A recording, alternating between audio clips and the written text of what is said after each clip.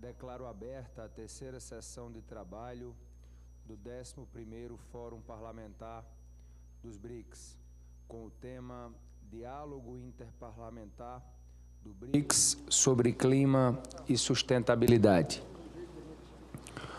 Compõe a mesa com esta presidência o senhor deputado federal Fausto Pinato, coordenador parlamentar do BRICS na Câmara dos Deputados.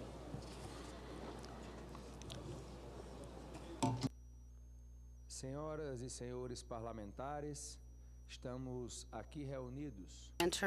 Parliamentarians, we gather here in a decisive moment for mankind. The most recent monitoring report of the Intergovernment Panel on Climate Change was very clear in its message. This decade will determine whether or not we are going to be able to limit world or global heating on adequate levels. It is not a matter for future generations. It is our responsibility now. As BRICS countries, we are in a unique role and place in the global scenario, facing all similar challenges. We also have resources and abilities that can transform the world progress in fighting climate change. Our strength is in our unity. The presidency of BRICS in 2030 coincides with COP30. It is a historical opportunity. Brazil will host the most important climate conference in this decade, and it is up to us to lead by example. In the multilateral posture is essential for us to face the climate challenges of our time.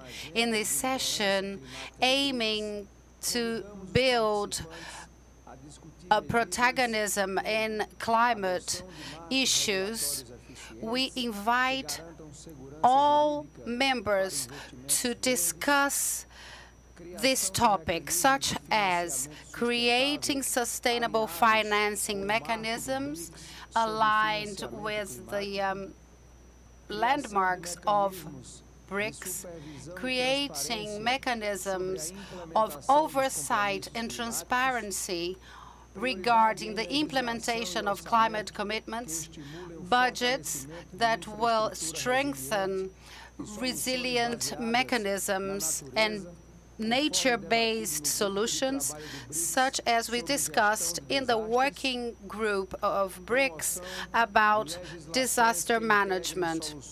In addition, legislation on desertification, soil depletion, and droughts, aligned with the recommendations of the BRICS working group on the environment, including reduction of plastic pollution and the maintenance of water resources at the long term. I reiterate that our forum is a privileged space to discuss these topics, especially regarding climate financing, which is one of the main priorities for COP30 in Belém this year. I wish you all fruitful debates with the awareness that our actions today will determine the future of our future generations. Each speaker will be able to speak for up to 5 minutes, and we will then ensure equality in terms of time of speech to everyone. And we will have an alert 1 minute before the end of time, so that speakers will be able to conclude their speeches. And after 5 minutes, the microphone will be turned off. Todos falem de forma pausada para que a tradução simultânea possa refletir os pronunciamentos com a máxima precisão. Por fim, peço a atenção de todos para um aviso importante. A fim de dar continuidade e fluidez aos trabalhos, uma vez esgotada a lista dos oradores e encerrada esta sessão, iniciaremos a próxima sessão de trabalho sem intervalos. Agradeço a compreensão e a cooperação de todos com essas regras necessárias para o bom andamento das sessões. Concedo a palavra por 5 minutos ao senhor Pubalan Govende, vice-presidente do Parlamento da África do Sul.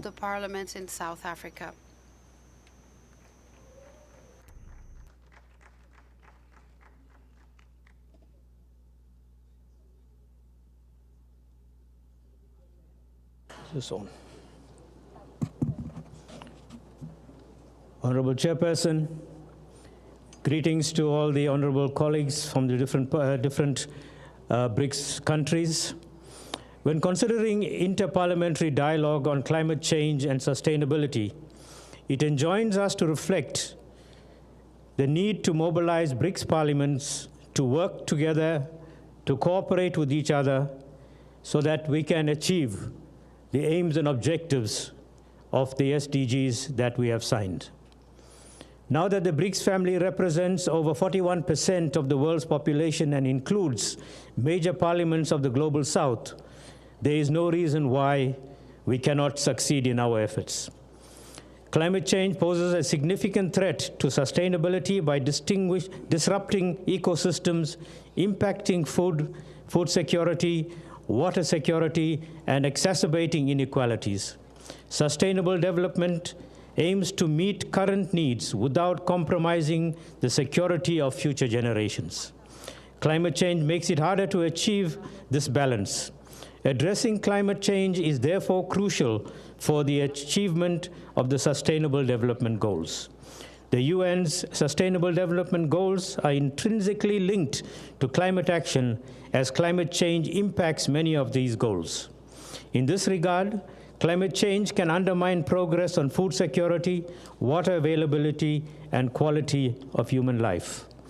Climate change alters ecosystems by affecting species distribution, interactions, and the timing of global events, potentially leading to significant changes in biodiversity and ecosystems. In addition to the above, a warming planet can make it more difficult to grow food, since rising sea levels and changing precipitation patterns can disrupt water resources, impacting food security and livelihoods. It is worth noting that climate change disproportionately affects vulnerable populations, such as those in developing countries who may lack the resources to adapt to its impacts. Addressing climate change requires both mitigating its causes, such as reducing greenhouse gas emissions, and adapting to its effects by way of building resilience to climate hazards. Honorable Chairperson, sustainable development offers solutions to climate change by promoting renewable energy, energy efficiency, and circular economic models that reduce emissions and resource consumption. Moreover, policies addressing climate change can also contribute to other sustainability goals, such as improving urban planning and supporting rural development.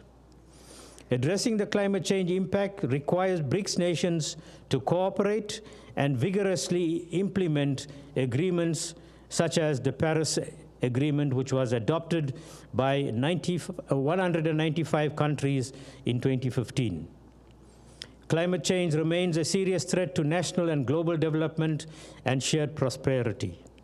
Climate change poses particularly difficult challenges for policymakers to ensure that we achieve limiting global average temperature increase to 1.5 degrees centigrade. It demands actions across all sectors of the economy and across global society.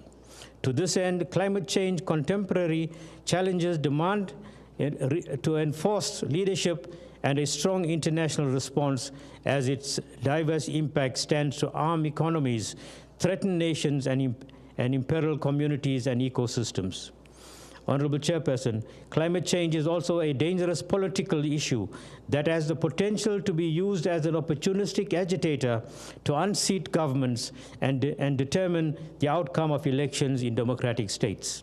It has taken a central stage in both domestic and international politics and has become a major agenda item of many nations, regional organizations, multilateral bodies such as ours, and the United Nations. As such, action to address climate change requires coordination among multiple governments and non-governmental stakeholders. The extended framework over which climate change unfolds requires capability to plan, implement, and sustain credible commitment to increasing ambitious policies over multiple cycles. South Africa is actively addressing climate change through various strategies, including transitioning to renewable energy sources, implementing adaptation policies, and advocating for international support for a just transition. Our country is also developing policies like sectoral carbon budgets and a carbon tax to ensure emission reduction.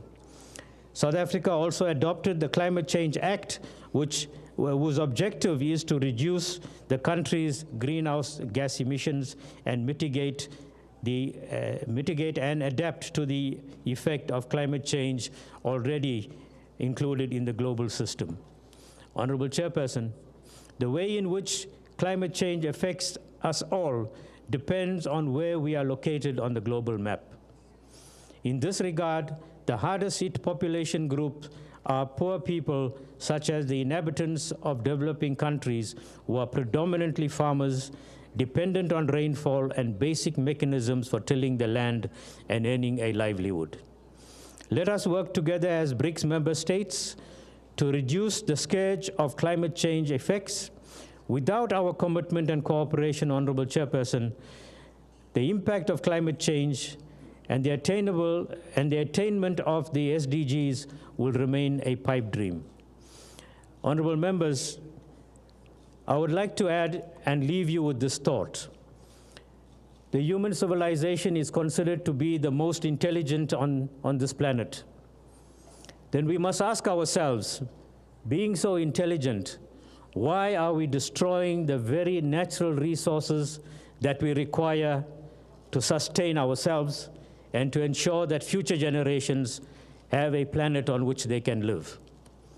One wise person once said that if we destroy all of the human civilization, nature will flourish. But if we destroy nature, human civilization will be destroyed. So with that thought, honorable members, I leave you so that we can engage further in how we can achieve our sustainable development goals. I thank you very much, Honorable Chairperson.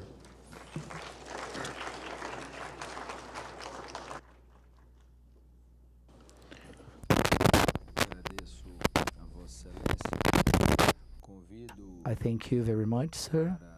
I invite to the floor Mr. Harivansh Narayan, Vice President of the High Chamber of India. Boom Jia. Good morning. Excellency, distinguished delegates, my fellow parliamentarians, thank you very much for giving me an opportunity to share my views on climate change. BRICS brings together 11 major emerging economies of the world, representing around 49% of the global population, around 40% of the global GDP, and around 24% of global trade. These numbers are very significant as they underline the immense importance of BRICS in the fight against climate change by enabling the development of joint strategies to promote clean energy and protect ecosystem. As public representatives, we have a responsibility in spreading awareness amongst the masses by fostering the transition to a low-carbon and climate-resilient economy through the formulation of innovative environmental policies and the development of low-carbon solutions with the aim of improving living conditions. Despite India's very low contribution to historical emissions and to the current levels of global emissions, India has taken several climate actions. These are based on equity and the principle of common but differentiated responsibilities and respective capabilities in the light of different national circumstances. These are in the context of sustainable development and efforts to eradicate poverty as enshrined in the United Nations Framework Convention on Climate Change, known as UNFCCC, and its Paris Agreement. Friends, India's climate action is guided by its nationally determined contribution, NDC, and the long-term strategy to reach net zero by 2070, and its cuts across various sectors of the economy. The National Action Plan on Climate Change, known as NAPCC, provides the overarching framework for all climate actions and comprises missions in areas of solar energy, enhanced energy efficiency, sustainable habitat, water, sustaining Himalayas ecosystem, green India, human health, and strategic knowledge for climate change. As a result of these interventions, India has progressively continued decoupling economic growth from emissions. Between 2005 and 2020, India's emission intensity of gross domestic product reduced by 36%. India has installed 232 gigawatt of non-fossil electric capacity, thereby already achieving its NDC pertaining to 40% cumulative electric power installed capacity from non-fossil fuel-based energy resources, amongst 8 years ahead of schedule. India's forest and tree cover has consistently increased and currently stands at 25.17% of total geographical area of the country. Honorable Chairperson, at the recently held 11th BRICS Environment Ministers meeting in Brasilia, India strongly advocated the need for a collective leadership for advancing the 2030 climate agenda.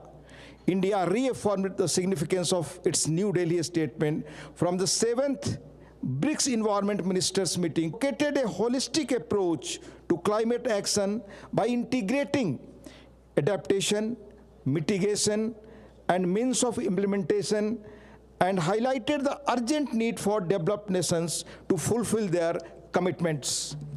India also emphasized the role of resource efficiency and the circular economy in achieving sustainability goals. India underlined the importance of upcoming COP30 as a critical milestone for advancing global adaptation and resilience efforts. India will continue to push for an unequivocal commitment to enhanced climate finance, crucial for climate actions. India would like to urge the BRICS nations to join global sustainability initiatives like the International Solar Alliance, Leadership Group for Industry Transition, and Global Biofuel Alliance to facilitate the ongoing efforts to address climate change. I would like to conclude by reiterating that India is committed to working with its BRICS partners to drive transformative change in climate action, environmental cooperation, and sustainable development. I am confident that our deliberations would be effective in addressing this very important issue concerning our Mother Earth. Again, my thanks to Brazil for its excellent hospitality. Obrigado. Thank you.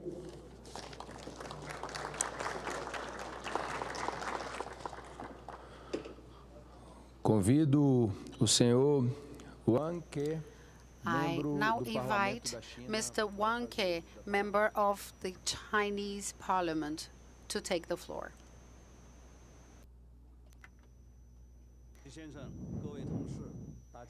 Estimado presidente, estimados colegas, en los últimos años,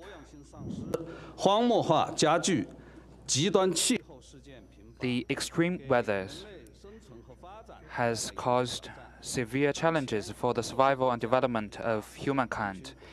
Now, some country is withdrawing from international organizations and treaties and adopting carbon border adjustment mechanisms and imposing tariffs on new energy products, which undermines global climate efforts and hinders the global transition to a green and low-carbon model. Last year, at the Kazan summit, President Xi Jinping proposed a high-quality development for greater BRICS cooperation.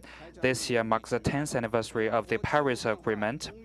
Brazil will also hold the COP30 this year. BRICS countries should take this as an opportunity to enhance cooperation and solidarity and advance a fair, equitable, and win-win global climate governance system. First, we should uphold multilateralism.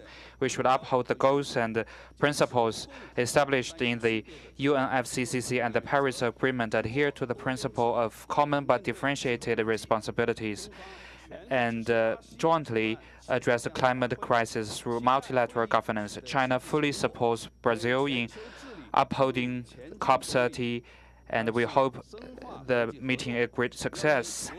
And second, to deepen international cooperation, we should promote the technological innovation and industrial revolution through cooperation, and to ensure that we can provide high-quality green products and the free flow of technology, and to ensure the accessibility, affordability, and the high quality of the products.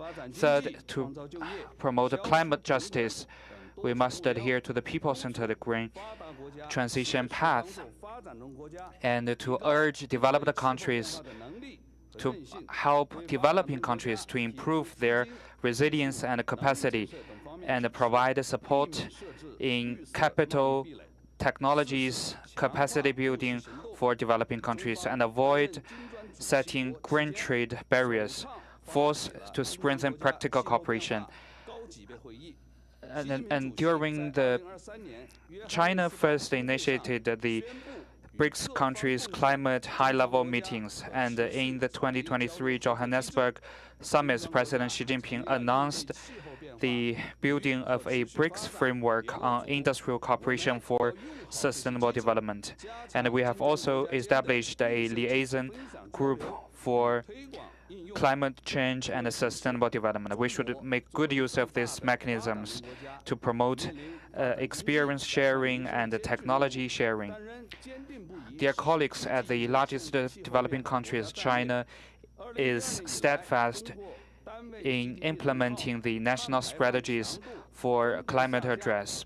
Since 2012, the energy consumption per unit of GDP of China and also intensity of carbon emission has decreased by 26% and 35%. We have provided over 70% of photovoltaic modules and over 60% of wind power equipment for the world. And in carrying out the international cooperation, China has following the vision of building a community with a shared future and provide support and assistance to other developing countries. Since 2016, we have provided and mobilized over 170 billion RMB of fund for other countries. And we have signed over 52 climate change South-South cooperation documents with over 42 developing countries. The National People's Congress, as China's legislature, continues to improve the legal system building in the ecosystem and environment protection. Now we are making the draft of the laws on ecological environment and soliciting advices and suggestions from the society.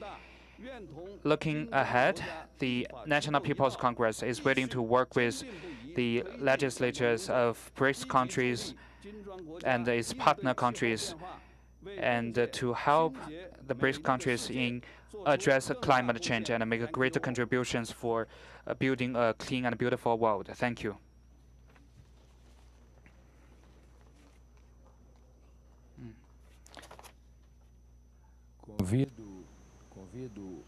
I'd like to invite Mr.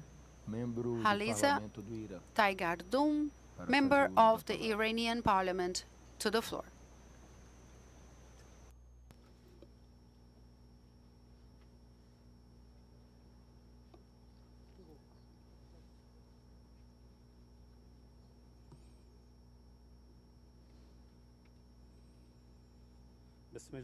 In the name of God, honorable speakers of parliament, distinguished representatives, ladies and gentlemen, it is an honor to join you at this important meeting of the BRICS Parliamentary Forum centered on the Interparliamentary Dialogue regarding climate and sustainability. This gathering stands as a testament to our shared understanding of global challenges and the necessity of constructive dialogue to develop solutions rooted in cooperation, justice, and global accountability. Today, the climate crisis is no longer a warning. It is a pervasive and tangible reality endangering the lives of millions. Climate is the common language of all nations, and the future of humanity depends more than ever on the choices we make in policy making, economics, and governance.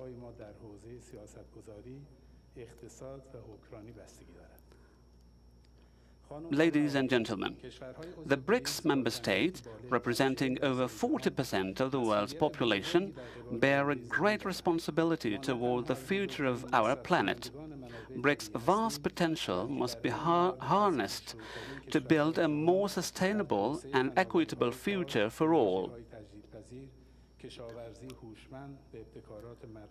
As parliaments, we hold a critical responsibility in climate policy making, legislating for green development, approving environmental budgets, overseeing the implementation of climate commitments, and protecting vulnerable groups are just some aspects of this. We believe the BRICS Interparliamentary Dialogue on climate and sustainability must pursue clear objectives and tangible actions. Allow me to highlight a few. Number one, developing a BRICS green cooperation framework to share legislative experiences in clean energy, sustainable transportation, water resource management, and the circular economy. 2. Establishing a BRICS Parliamentary Research Center for climate and sustainability to provide scientific support for policymakers. 3. Promoting joint investment in green technologies with legislative backing. 4. Standardizing environmental impact assessment procedures for major projects in member states. 5. Formulating protective policies for climate vulnerable groups, particularly local communities, small farmers, and the youth. 6. Strengthening interparliamentary cooperation to amplify BRICS' collective voice at international climate forums such as COP. Dear colleagues, the experience of the pandemic taught us that global crises can only be managed through collective action and mutual trust, just as that global health crisis demanded a coordinated response. The climate crisis requires a multilateral, equitable, and participatory approach. Today, BRICS parliaments must be expected not merely to observe or legislate, but to actively engage as drivers of green transformation, advocates who represent the voice of future generations. Excellencies, despite challenges posed by unilateral sanctions, limited access to international financing, and its arid and semi-arid climate, Iran has implemented numerous national policies and programs to protect the environment and combat climate change. The key measures include the following. 1. Enacting the law on protection, restoration, and management of wetlands, which is one of the great policies in the region. Second, implementing the National Climate Change Adaptation Plan. 3. Expanding solar and wind power plants in various parts of the country. 4. Adopting the Clean Air Law regarding the jungles through participation of local communities. 5. Policymaking for reduction of fossil fuels through expansion of public transportation and clean transportation to be used in industry and domestic use. 6. Adoption of a clean air law. Next, integrated management of water management to fight drought. These policies have been advanced through the active role of the Islamic Consultative Assembly, the approval of environmental budgets, and oversight of climate programs. Also, the Parliament of Iran actually is among the active ones in the region. We have specialized commissions and environment caucuses. All of them have tried to enhance climate governance and protect natural resources. Dear colleagues, I believe that climate justice must be at the heart of our interparliamentary discussions. We cannot expect developing nations to pursue green transitions at the same pace and capacity as industrial countries, especially when they face greater vulnerabilities and bear far less historical responsibility for greenhouse gas emissions. For the Global South, we must advocate mechanisms for technology transfer, climate financing, and ecological debt relief as part of global climate justice. This demands a united voice from BRICS parliaments. Now is the time for BRICS to take a leading role in shaping the global climate order. Through joint initiatives, green policy standardization, the establishment of BRICS climate funds, and advancing climate diplomacy, we can form a model for South-South cooperation. Also, the role of Parliament is key in the following. Overseeing the environmental obligations of governments, public awareness, climate diplomacy in the region, and supporting the activities of the people. So, let's together open a new chapter of BRICS climate solidarity, one where parliaments emerge as pioneers of sustainable governance. The future of our planet will only be secure and sustainable through our shared vision, empathy, and synergy. In conclusion, I sincerely thank the Parliament and Government of Brazil for their generous hosting, as well as the esteemed chair of the session for providing this invaluable opportunity to exchange perspectives and ideas. We hope for a greener, more sustainable, and fairer world for all. Thank you.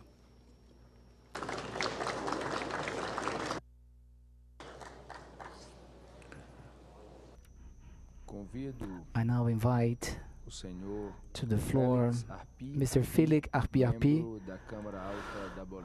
member of the High Chamber of Bolivia, to make the use of the floor.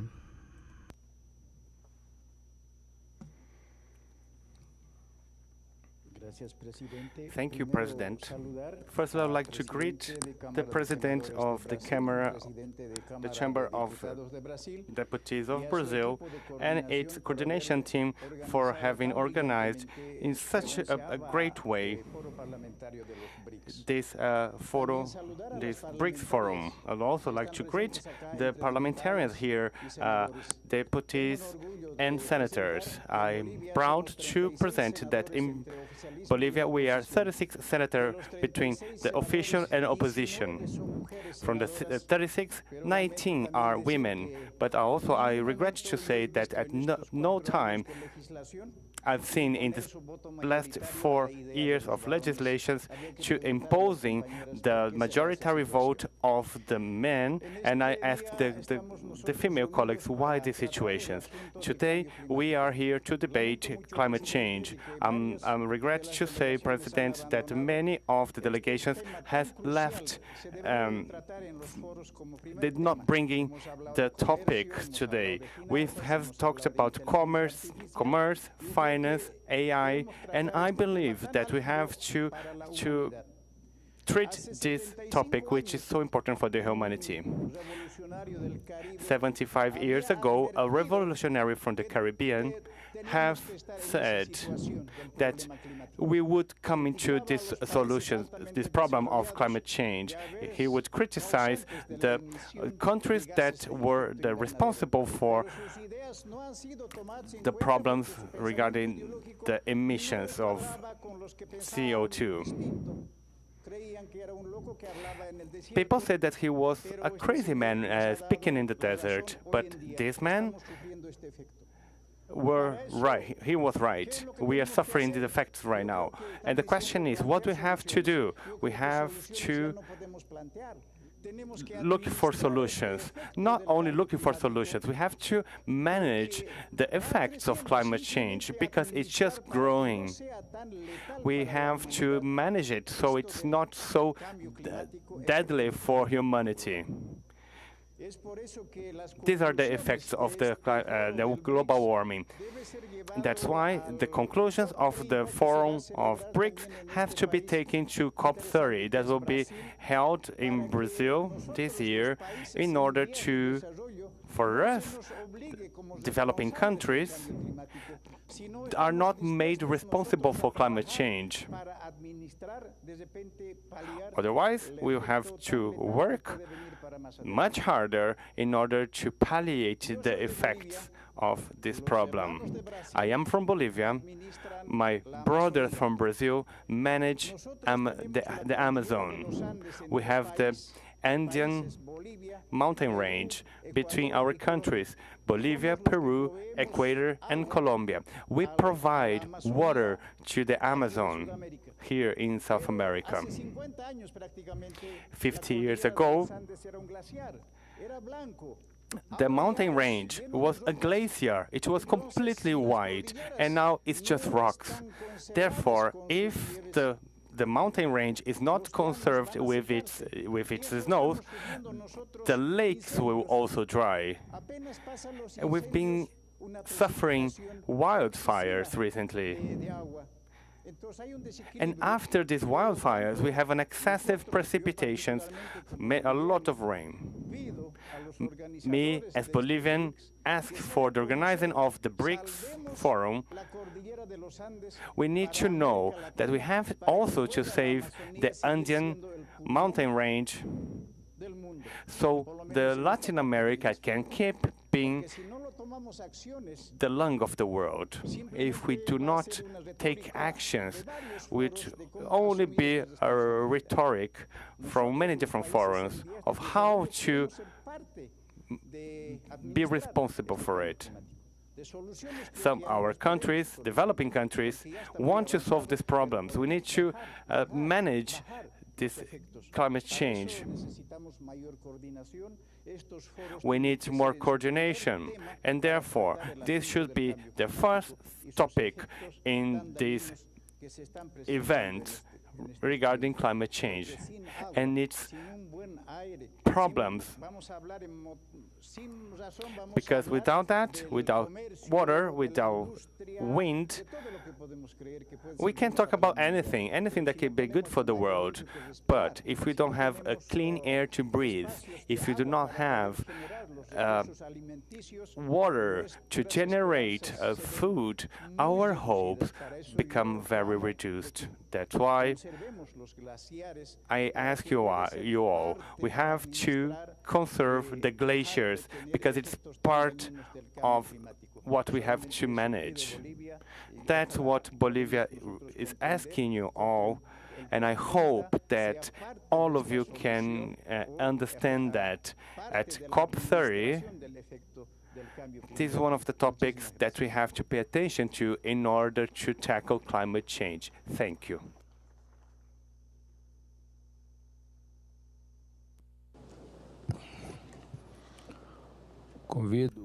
Now I invite to the floor Mr.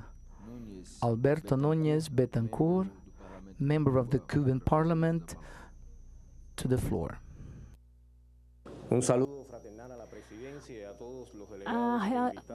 To all delegates, on behalf of the National Assembly of the People's Power of the Republic of Cuba, I extend fraternal greetings to the chair and to the city for wishing and holding us and for being able to participate in this meeting.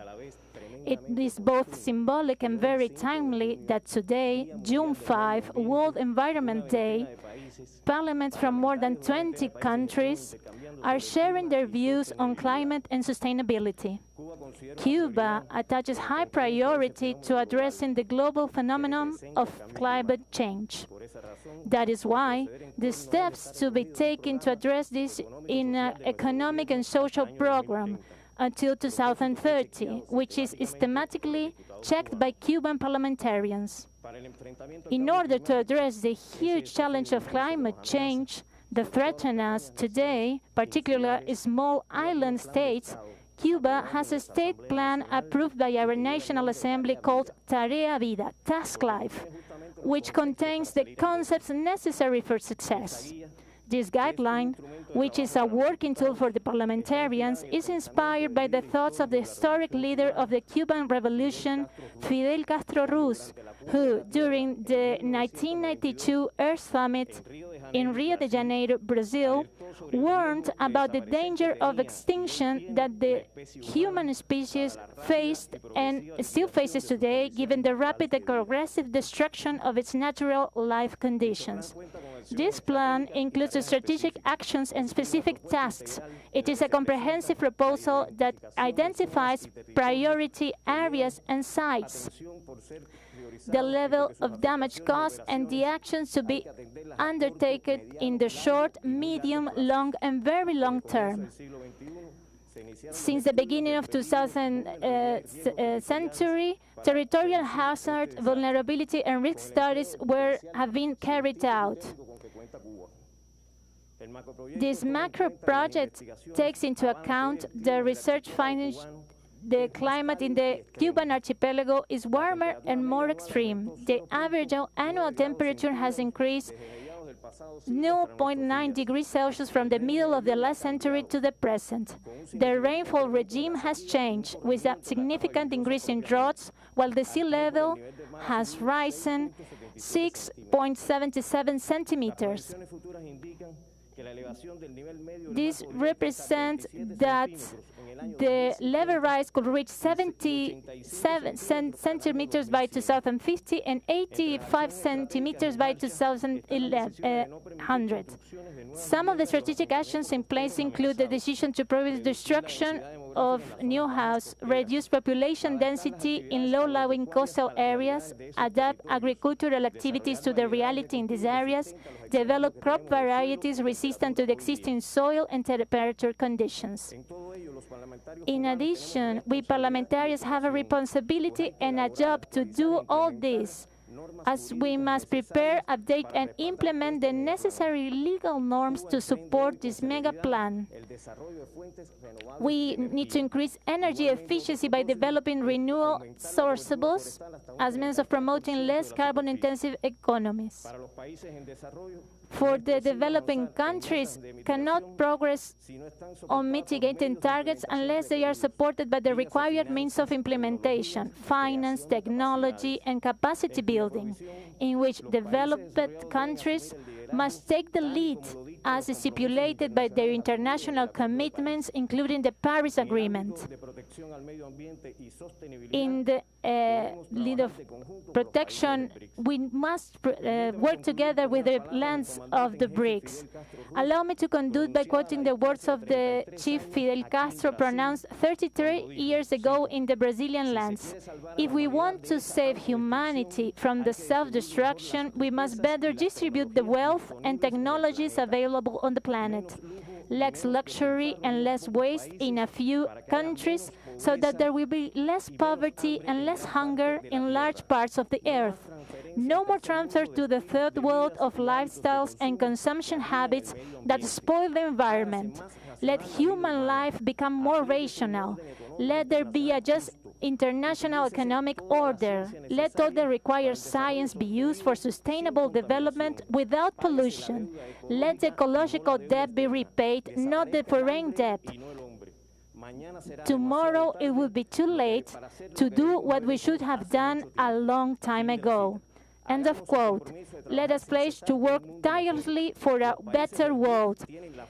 BRICS Congress have the strength and the will to do that. Thank you.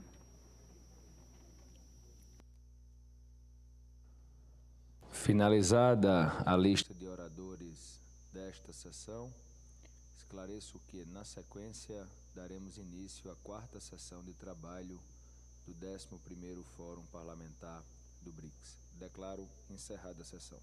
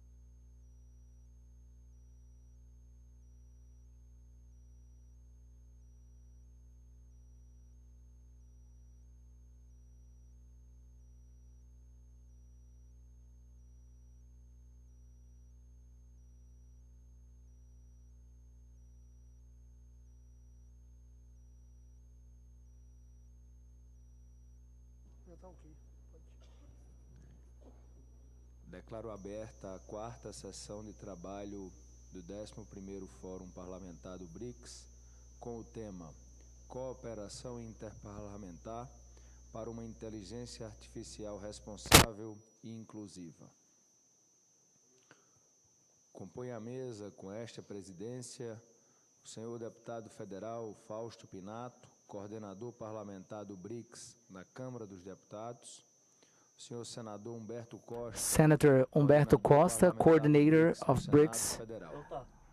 Aqui aconteceu alguma coisa. Senhoras e senhores parlamentares, prosseguindo com nossa agenda. Ladies and gentlemen parliamentary, proceeding with our agenda, it is a huge satisfaction that we decided that we dedicate this fourth session, work session, to the theme of interparliamentary cooperation for a responsible and inclusive artificial intelligence. We highlight points that seem to us central for our debate.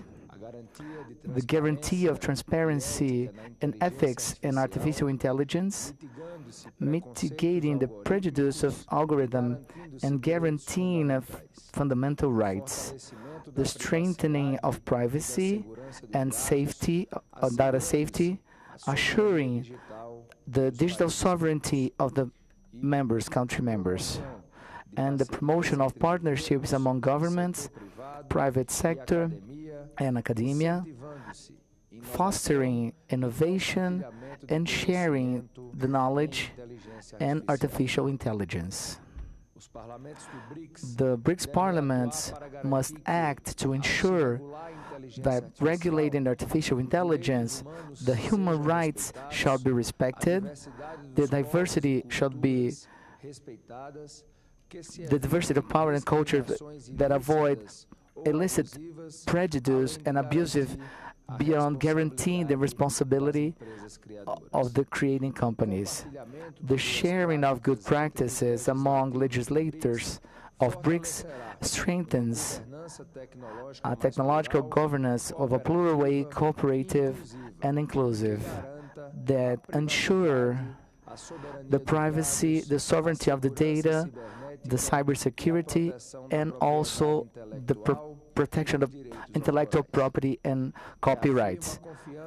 I reassure the trust in this presidency and the capacity of this event in order to build a better future for the people that we represent.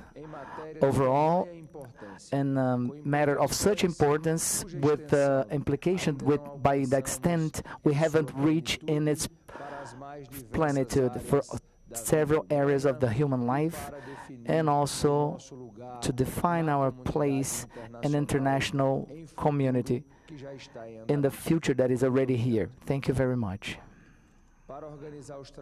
In order to organize the work, I'd like to clarify that each speaker may use the word for 5 minutes in order to fulfill our agenda and the equal distribution of time for the representatives. The audio system of the plenary is programmed to make beep a siren 1 minute before the time of the speaker in order to come to a conclusion, and the microphones will be turned off after 5 minutes. I also request that all speak in a very slow and paused way, for the simultaneous translation can reflect the pronunciations with the maximum precision. I'd like your comprehension and cooperation with these necessary rules in order to have a good session. Now I grant the floor for 5 minutes to Mr. Alexander Yukov, Vice President of the Lower Chamber of Russia.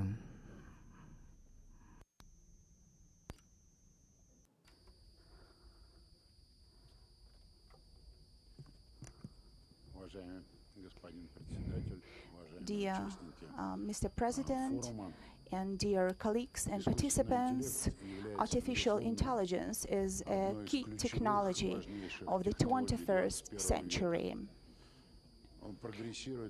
It progresses really fast. For the last 2 years, almost 60% of companies, Russian companies, implemented and tested the technologies.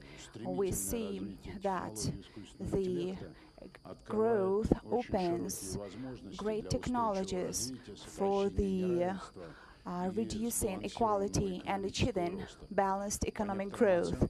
According to some estimates, by 2030, the realized economic potential from the implementation of AI technologies in BRICS countries could amount to between 350 to 600 billion US dollars.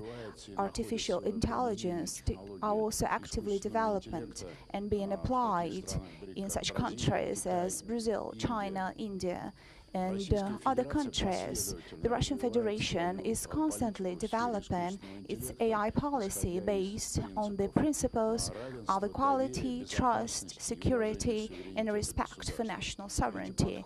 These principles are enshrined in key official documents, above all in the National Strategy for the Development of Artificial Intelligence approved by President Vladimir Putin. In 2024, Russia initiated the creation of the BRICS Plus International Alliance on AI, a platform for coordinating approaches to the development and application of AI. This initiative has united 17 national AI associations and institutes from 14 countries. We invite other countries and organizations to join this initiative. In one city in Moscow, more than 100 projects using AI are being implemented in various areas of urban management, chatbots and voice assistants, intelligent monitoring systems for construction and urban improvement, computer vision, healthcare, recommendation services, and more. Developed particularly in the field of the healthcare for several years, neural networks have been assisting doctors in detecting pathologies on X-ray images, gathering medical history, and selecting optimal treatments. AI technologies can also help shorten the time required to develop new medicines.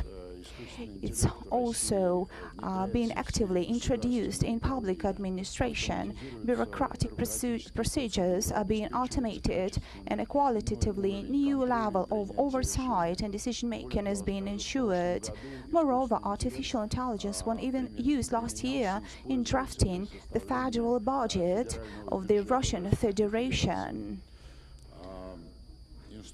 Generative AI tools can fairly accurately predict natural disasters, analyze tables and charts, and solve complex mathematical and physical problems using optimal methods and in just a few spans. In the past year, we observed a lack of sufficient. We consider it necessary to develop.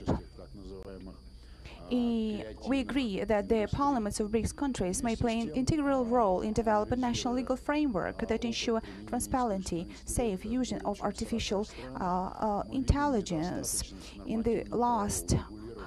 At the same time, we observe a lack of sufficient legal frameworks in the field. We agree that the parliaments of BRICS countries may play an integral role in developing national legal frameworks that ensure transparency and ethical, safe use of artificial intelligence. We consider it's necessary to develop common international ethical standards and safety rules in the field of AI. Russia has already proposed its own AI ethics code, which sets out general ethical principles and standards of conduct that should guide participants in AI-related activities. It affirms the human being and their rights and freedom the highest value. To date, more than 900 companies and organizations, including government agencies, have joined the Russian AI ethics code. Signatories include representatives from over 20 countries. Just the State Duma of the Russian Assembly of the Russian Federation has adopted a federal law on conducting an experiment in the city of Moscow. We are ready to share. We have adopted a separate statement by BRICS leaders. These would send a strong, useful message in the countries of the Global South. we are ready to share our development experience with our colleagues, and we also propose that fellow parliamentarians consider establishing an internal expert group to develop balanced approaches to AI regulation. We believe that BRICS is capable not only of expanding sectorial cooperation in the field of AI, but also of developing joint approaches on relevant multilateral platforms, first and furthermore within the United Nations. We support the initiatives of the Brazilian presidency to adopt a separate statement by BRICS leaders on AI governance that would send a strong and useful message that the countries of the Global South and East are closely monitoring the development of these technologies and are prepared to defend their interests and are open to cooperation with countries ready for constructive engagement. Thank you very much for your attention.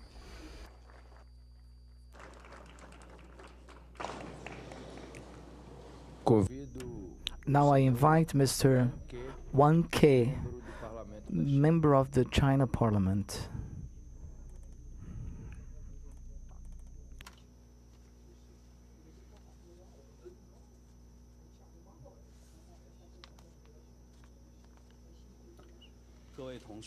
Mr. President, colleagues, right now, AI has become an important driving force for the new round of technological revolution and industrial transformation, bringing enormous opportunities for countries' economic and social development. However, AI also comes with unpredictable risks and challenges. These calls for greater cooperation and coordination. Certain country is obsessed with building small yard and high fence in AI. This disrupts the integrity of international supply and industrial chains and weakens our ability to cope with challenges and risks. We must attach greater importance to it and respond to these challenges together.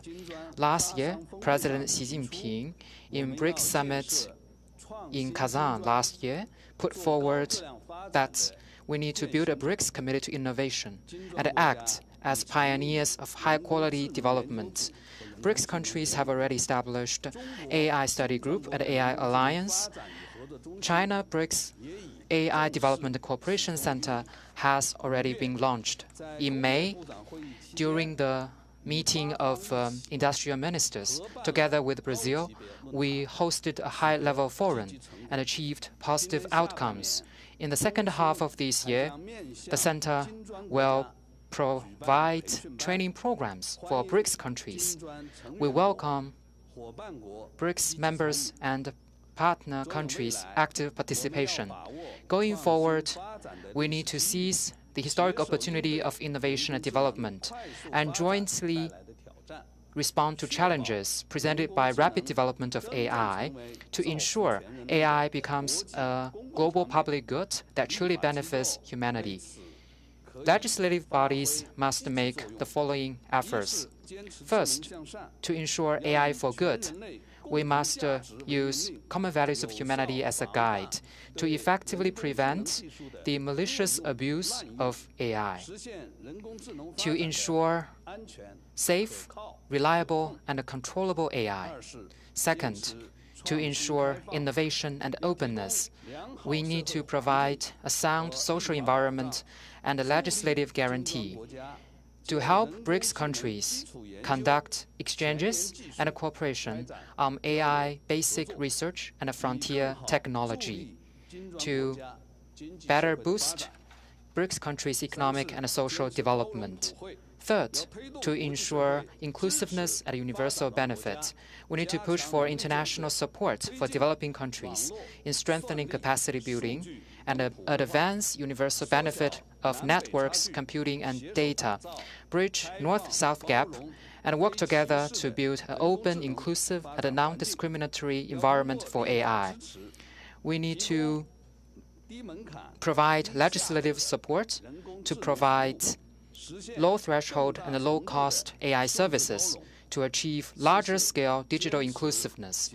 Fourth, to ensure cooperative governance, we need to prioritize both development and safety, strengthen the synergy of development strategies, governance rules, and technical standards. We must, with the help of existing mechanisms, like those within the BRICS, to actively participate in global governance, to increase the say of the Global South, and make sure the international community can implement the Global Digital Compact and forge widely accepted global governance framework and standards and norms within the UN auspices.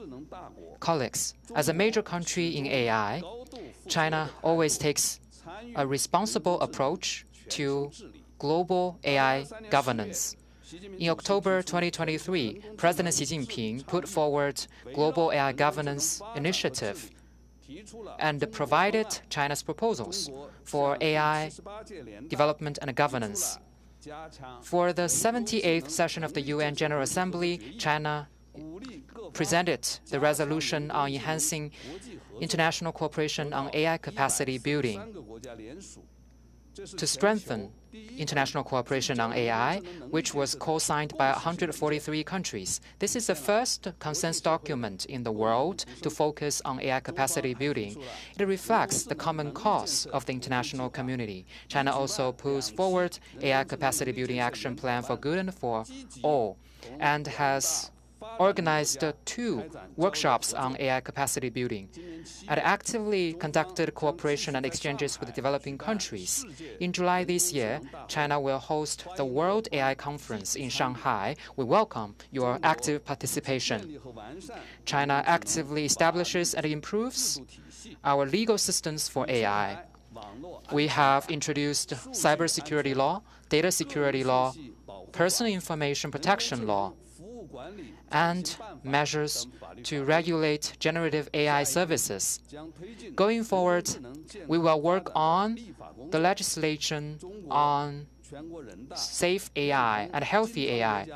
The National People's Congress will work with legislative bodies of BRICS countries to strengthen exchanges and cooperation, to promote development, security, and outcomes, to inject new impetus into high-quality development of BRICS, greater BRICS cooperation. Once again, thank you. I'd like to thank BRICS, Brazil, for your thoughtful arrangement and hospitality. Thank you.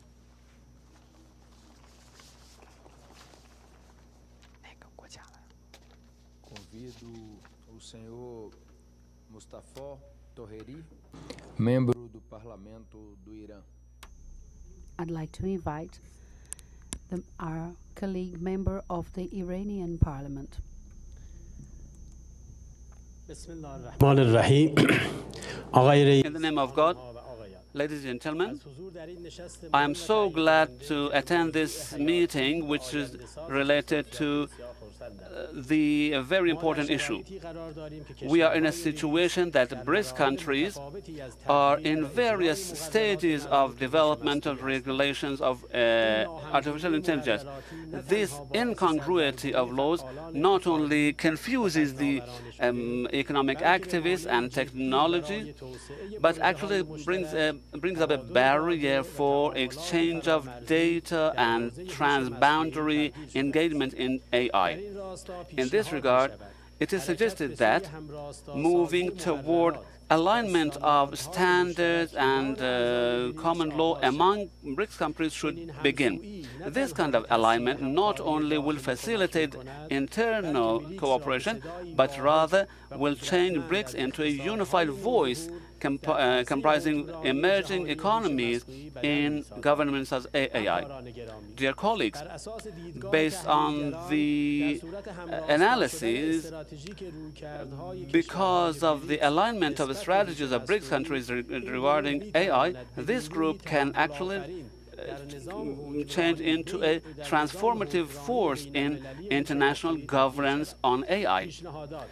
Suggestions including the following. 1.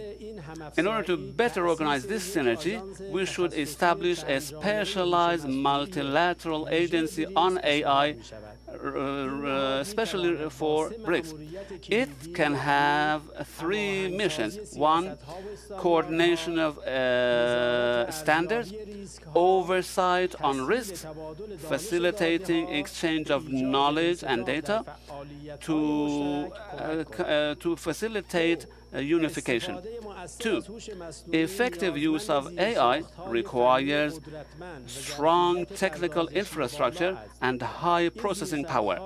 These infrastructures include the following: data centers, big data centers, high-speed connection networks, and advanced processing power. Sustainable energy resources to provide for the data centers. Cooperation of BRICS countries on joint investment, development of supercomputers, and diversification of hardware network, standardization of technical know-how, and creating frameworks for data and exchange of data among BRICS countries, which can have a great role in empowering the whole BRICS countries. Three, data as a raw material for AI has a key role in advancing this technology, which requires governance and management. Although BRICS countries, each of them have their own attitude towards data, especially personal and strategic ones, and these differences can bring about barriers on free exchange of data among BRICS members. However, without sharing various data, development of great algorithms will be very slow. In this regard, we suggest that although despite the fact that we observe privacy of countries, we should also create frameworks for safe transfer of data among BRICS member states, and joint storages for data should be established. Bilateral and multilateral agreements for facilitation of transfer of data should be concluded. Four, another issue is the expansion and development of human capital. Specialized and innovative and powerful human power is the greatest capital for advancing AI ecosystem. The suggestions include the following: purposeful investment on academia and research, programs for exchange of elites, special visa for scientists, incentives for return of the scholars to their own countries, and exchange of experiences in terms of human resources. Dear colleagues, in conclusion, in order to advance these strategic objectives, we suggest that, one, we establish a specialized work group on AI in BRICS within the framework of international bodies in order to follow up the activities of common activities. Two, establish a joint fund to fund AI activities with the participation of governments and new development bank in order to finance prioritized developments such as regional supercomputers, joint laboratories, and doctorate scholarships. Next, development of a kind of ethical code, and also annual meetings in order to oversee the agreement. We believe that by these steps, BRICS can become a pioneering power in terms of AI. The Islamic Republic of Iran is fully ready to actively participate in this process, and we hope that with the support and cooperation of all members, we will be able to open a new chapter in scientific and technological cooperation within BRICS. Thank you for your attention.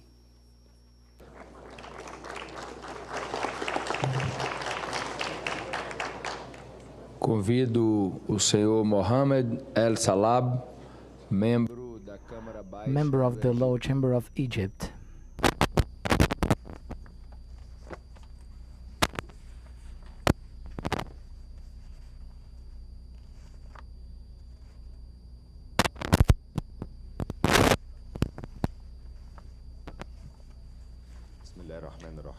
Ladies and gentlemen,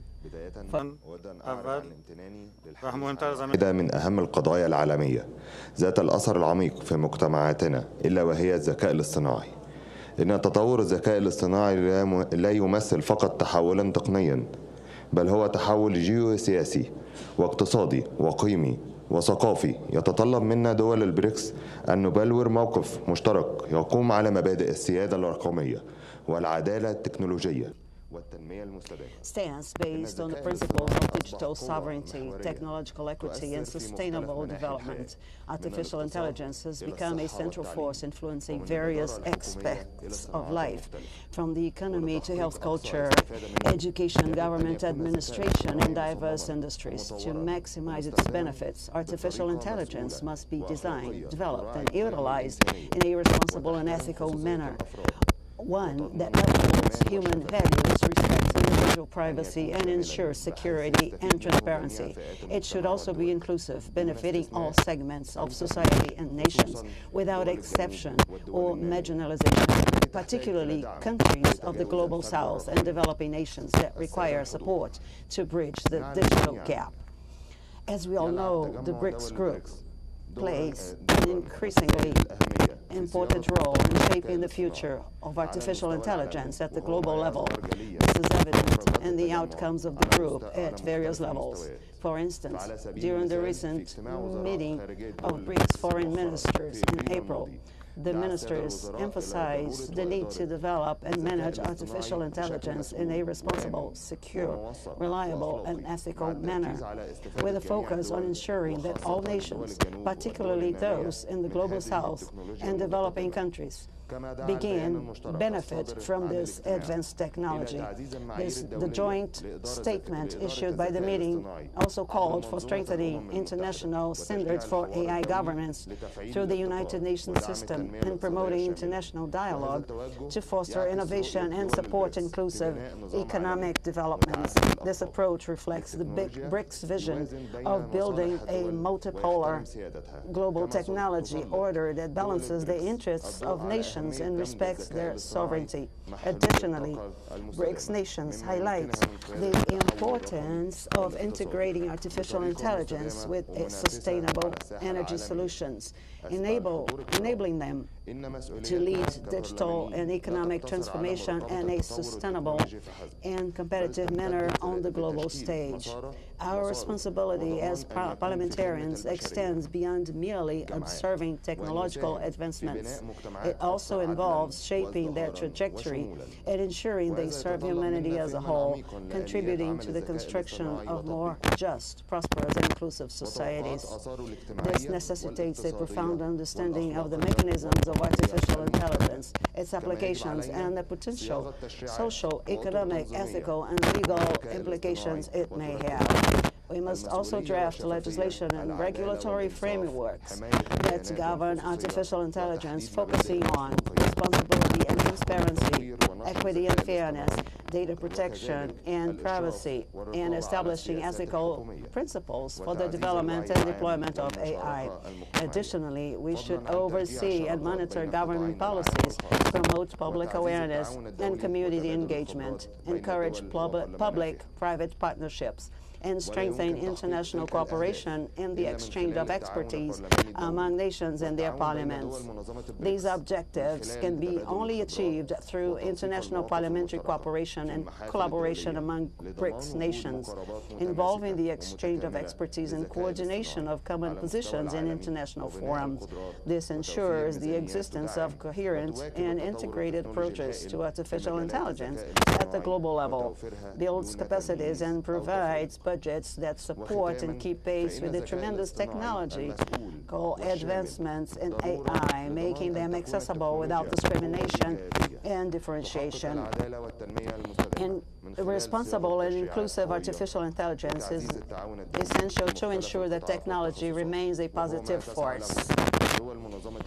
Through robust legislation and strengthened international cooperation. This is what BRICS nations strive for to enhance technology development, modernize industries, and ensure global governance of this technology. Thank you for your attention and your listening. Now I invite Mr. Ian Pedro Carel, member of the Cuban Parliament, to the floor.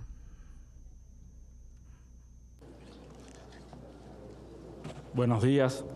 Agradecido con la presidencia brasileña, con la organización de este evento. Honored to be part of this meeting and to include such an important topic.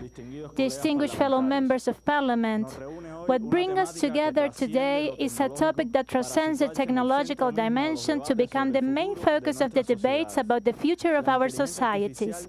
Artificial intelligence is not just a tool.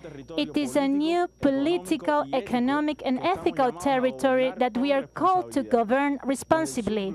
From the Global South, and in particular from Cuba, we believe that the states are called to play a central role in the regulation of this technology, without excluding cooperation with multiple actors, but always preserving national sovereignty and the public interest. Is indispensable regulating, but we must do so with intelligence and looking for the right balance. At the base of the technological pyramid, scientific research there must be as much flexibility as possible, so that the innovation can flourish, knowledge can be shared, and opportunities can multiply. In contrast, at the level of service and applications in which artificial intelligence interacts directly with people, we must legislate the most, guaranteeing transparency and avoid causing harm. This stratified approach also requires that the models on which services and applications are built upon are open, verifiable, and reproducible. Betting on public and auditable models strengthens the ecosystem, reduces technological asymmetries, and fosters fair competition. Open science and ethical sources data should be principles to be shared with academy and industry. In turn, it must be also ensured that there are fair mechanisms to market the results of this research in a transparent and sustainable manner, without monopolistic appropriations that may hinder collective development. Besides, at the application level, not all risks are equal. An AI that recommends movies is not the same as the one that assigns a credit, intervenes in a medical diagnosis, or makes judicial decisions. Therefore, a graded regulatory approach is needed, with clear mitigation strategies according to the level of risk and the cost of use. And that design should be the result of a joint work between scientists, jurists, engineers, legislators, and experts in ethics from a truly multidisciplinary perspective. It is imperative to move towards an effective interparliamentary cooperation, allowing us to share the best legislative practices, promote open and ethical standards, and encourage the development of accessible, culturally sensitive, and unbiased technologies. Artificial intelligence cannot become a tool to erode the rule of law, manipulate conscience, or violate the self-determination of people. We likewise condemn the implementation of unilateral measures that are not in accordance with international law and the Charter of the United Nations that impede the full achievement of economic and social development of the population and undermine full access to the information and public AI tools. We are committed to an ethical, humane, safe, and sovereign AI that respects human rights, cultural diversity, and contributes to the understanding among nations. From Cuba, we reaffirm our commitment to multilateralism, to international cooperation, and to a digital transformation that is not at the exclusive service of corporate profits, but of collective well-being. The time to act is now. May not be the market, but the democracy that will act, our peoples that dictate the rules of future and express the thought.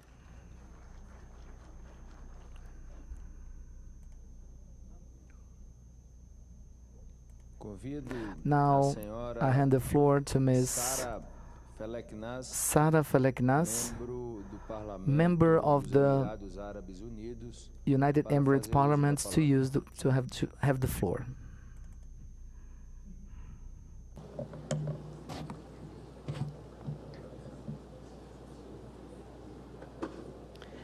Your Excellencies, distinguished guests, it's a pleasure to address this session on behalf of the Federal National Council of the United Arab Emirates.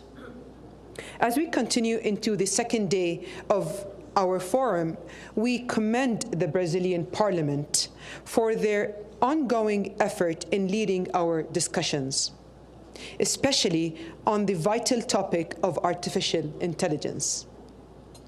We gather at a time when artificial intelligence is reshaping the global economic at an unprecedented rate.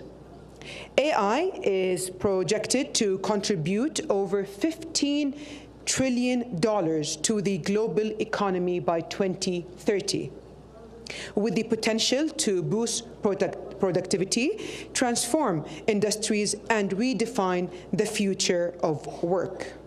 In the BRICS context alone, AI can serve as a strategic equalizer, accelerating development, modernizing public services, and bridging gaps in health, education, and infrastructure. But realizing the full promise of AI demands more than innovation. It requires responsibility. If left unchecked, the same tools that drive progress can also deepen divides. Algorithms must be fair, data must be protected, and growth must reach everyone, not just a few. This is why our governance must be thoughtful, ethical, and inclusive from the start. Your Excellencies, the United Arab Emirates firmly believes that innovation must be human-centered. In 2017, we became the first country in the world to appoint Minister of State for Artificial Intelligence, recognizing early in the importance of embedding AI in our national development strategy. Our UAE Artificial Intelligence Strategy in 2031 outlines a vision for harnessing AI in governing services, education, and economic diversification while safeguarding ethical and societal standards.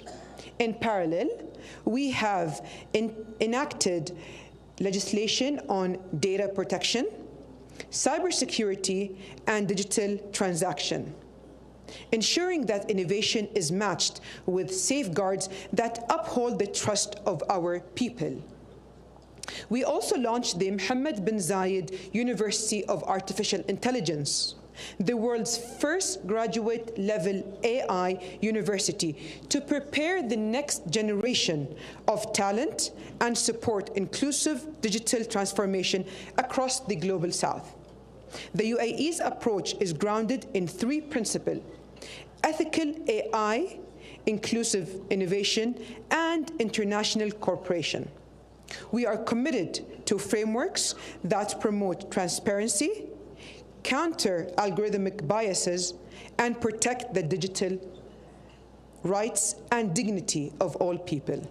Excellencies, as BRICS parliaments, we share a collective responsibility to shape how this powerful technology serves our societies. Through our legislative mandates, oversight functions, and diplomatic engagement, we can ensure that artificial intelligence becomes a source for fairness, equity, and inclusive development. This forum presents an opportunity not just to exchange ideas, but to lay the groundworks for a digital future that is secure, human-centered, and leaves no nation behind. Obrigada.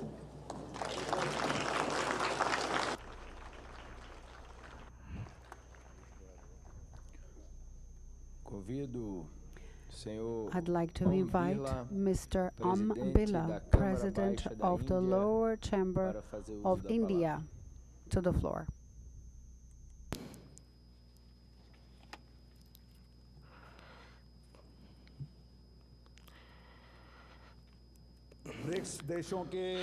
Honorable President, Officer of BRICS countries and invited nations, esteemed members of Parliament, ladies and gentlemen, it is a matter of immense pride and honor for me to represent India's perspective on the topic of responsible and inclusive artificial intelligence at this important BRICS Parliamentary Forum.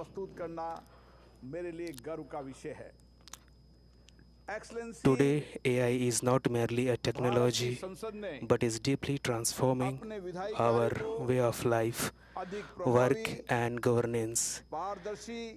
In Parliament, the use of AI is making legislative process more transparent, efficient, and citizen-centric. The Digital Census Initiative has transformed the Indian Parliament into a modern, paperless, and fully digital institution. It is a platform that connects members of Parliament, citizens, ministers, all stakeholders, making work faster, more transparent, and accessible. With the use of artificial intelligence, old bills, debates, documents, and audiovisual records have been digitized to preserve our parliamentary heritage and make it accessible to all. Multilingual tools now help understand content in all of India's 22 constitutional languages, and assistive technologies ensure equal access to persons with disabilities.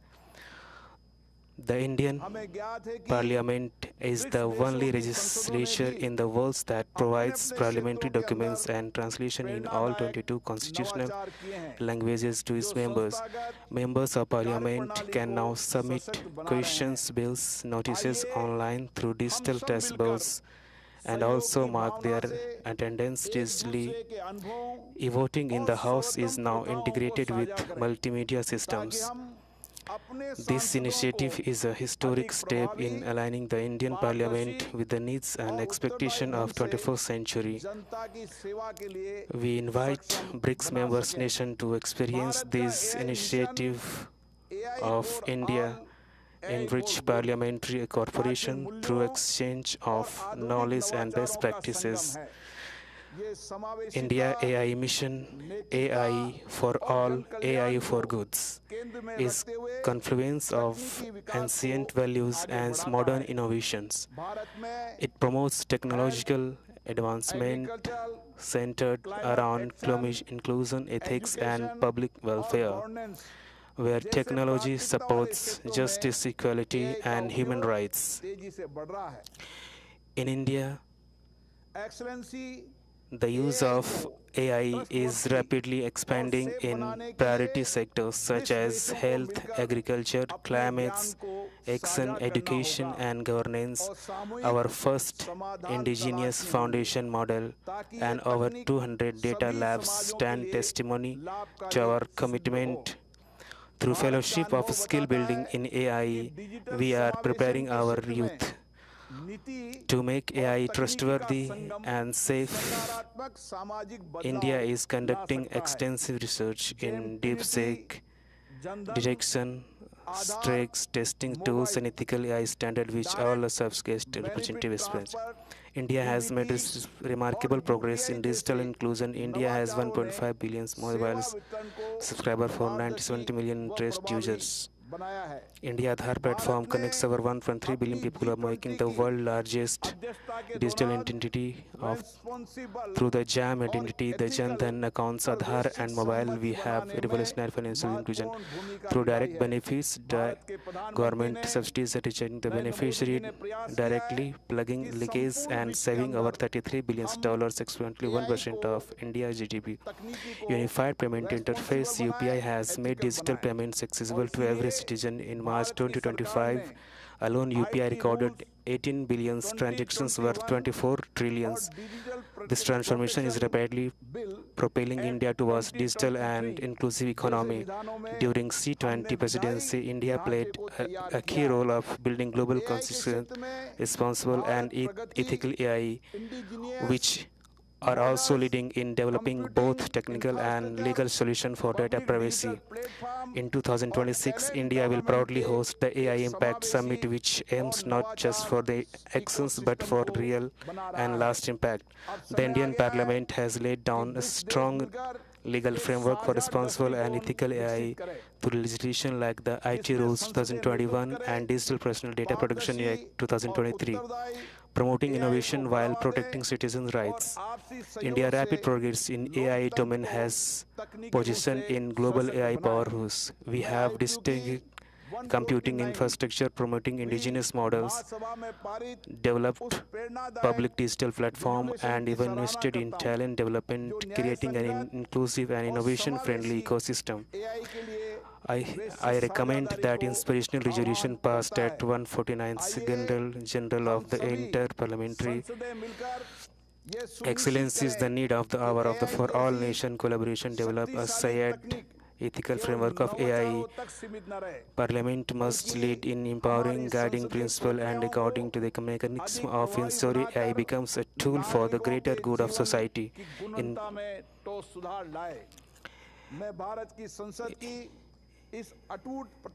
In conclusion, I reaffirm the underlining of commitment in the Indian Parliament to strengthen global cooperation of the responsible, ethical, inclusive use of AI. I am confident that BRICS countries together will lead the mission to great heights of success.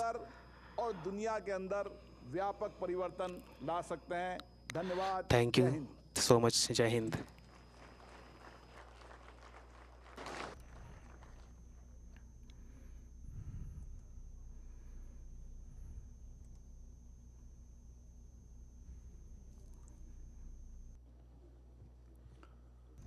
Senhoras e senhores, ladies and gentlemen, embora as pesquisas e os avanços em although the research and advancements in artificial intelligence they have already been gathering through decades, the past years they witnessed an explosion of interest in the subject, starting from the being available to the public in programs based in large language models. The sudden focus in this theme in the public debate has put pressure on the Parliament. Ladies and gentlemen, certainly felt that as we felt here in Brazil as well. As users, they discover new uses, new opportunities, and new challenges, and new dangers of this technology. The debate has risen about its possible regulation. But how to do it? Here's a question that challenges us. The artificial intelligence, they follow in rapid evolution, and their possibilities are still far from being fully explored. How to discipline something that changes so fast? And the other matter, or even more important, how to foster the development of these technologies in our countries. I say that this question is even more serious because if we're not a part of the innovation, we will end up as only consumers, dependent of rules and realities determined by other state actors. If you want to decide about the future of artificial intelligence, we must not only discuss its regulation. We must effectively be a part of its history. The BRICS intention is exactly of defending that all of us be part of the story, that the future of humankind may be discussed for plural voices and molded for more hands. If this is our purpose, so certainly we must collaborate in a determinate subject for the future as of the one of artificial intelligence. In fact, the subject has been mentioned in the deliberation of our group. Even before the theme gaining world attention, the Beijing Declaration of the 14th BRICS Summit of June 23 and 2022 highlighted the importance of building this approach, this common approach that guides us to the ethical usage and responsible of the artificial intelligence at the same time as it facilitates its development. Alike aspirations, they have been announced in the past year in the Kazan Declaration of the 16th BRICS Summit, when our bloc was already reinforced by new adhesion. The document also cited the resolution number 78/311 of July 1st, 2024 of the General Assembly of the United Nations. We already have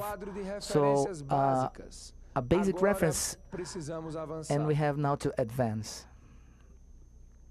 And this will remains on us parliamentaries, not only in these days of the meeting, but in the continuous exchange of information and the permanent sharing of experience.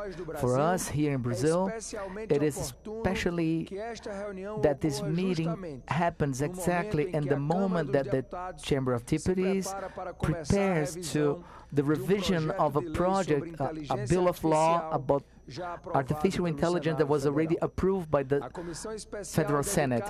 The special committee for the matter was installed on May 20th, and its work frame that predicts activities throughout the year was approved last week.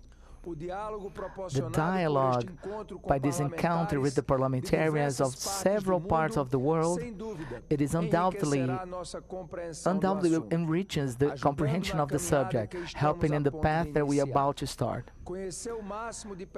Know the maximum of perspectives is our main directive.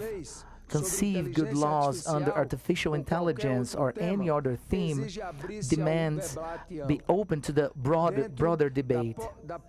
Inside the Brazilian society itself, there are several experts, entrepreneurs, and also users of artificial intelligence.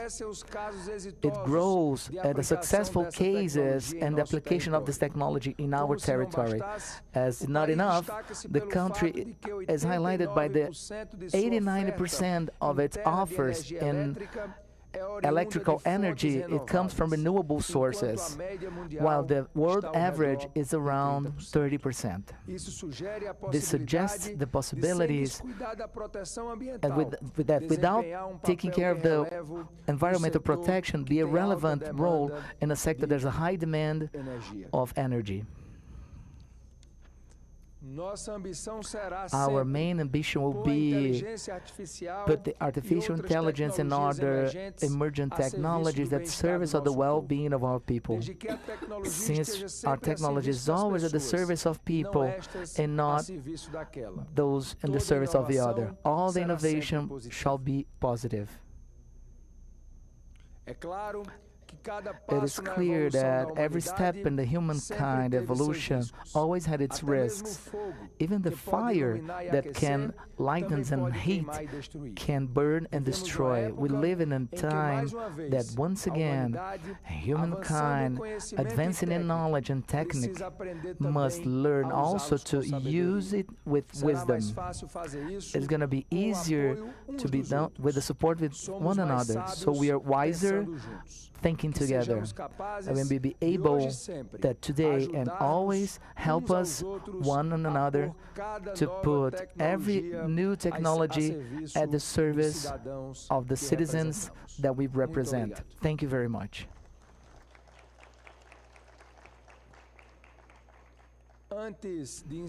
So before ending this session, since we concluded our works in an early way, I invite all of you to participate in a guided tour to the architectural complex of the Palace of the National Congress, guided by our team, the ceremonial team. I have highlighted as well that these guides will be offered in the English language. The delegation that do have interest, they may find the responsible team in the main exit of the plenary. I'd like also to inform that our work lunch will be available 11:45 is going to be available in the restaurant of the Chamber of Deputies. Our ceremonial teams will help you conducting the delegations to the place of the lunch. And then at 14 o'clock, 2 o'clock, they're going to take the 5th working session of the 11th Parliamentary Forum of BRICS with the theme BRICS Parliaments United for a Multilateral Architectural Reform for Peace and Security. I declare the session closed.